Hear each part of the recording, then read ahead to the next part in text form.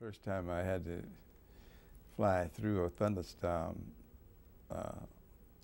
on a course that was directed from the tower, because we were all, when we had training planes out there, they asked them all when something like a thunderstorm's coming, you're supposed to all come back, you know, and try to get into either your home base or one of the auxiliary fields that are around for training.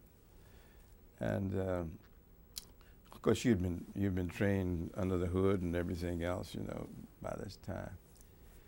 But you had never really had, I had never really had the experience of actually flying through a thunderstorm, a real thunderstorm. So we got to the base. I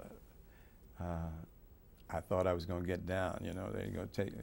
Just as I turned on the approach, he said, "Cadet Palmer, pull up, take a heading such and such south, you know, until we get in touch with you."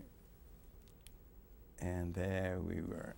They gave us the altitude to fly on to, and that's all you could do is sit up at that thing. And those planes, although they had a canopy, they weren't really waterproof all the time. So I was sitting up there sweating as much as the other water, you know, just making sure I keep that heading.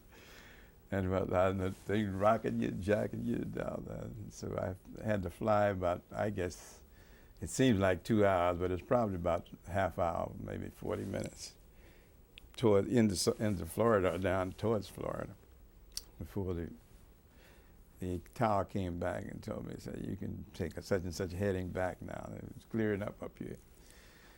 But evidently the whole area must have been, because usually you had an auxiliary field you could go to even as far over as Montgomery, you know, right close to, and if there were opportunities or they were free and not having trouble with getting their own planes in, you know, training plane. But that was about the toughest experience I had to come back. But as I thought about it after I got back, it was worth every bit of it, because I mean, if you're going to get involved in this when you get in overseas, you can't change your course just because a thunderstorm is in the way. See.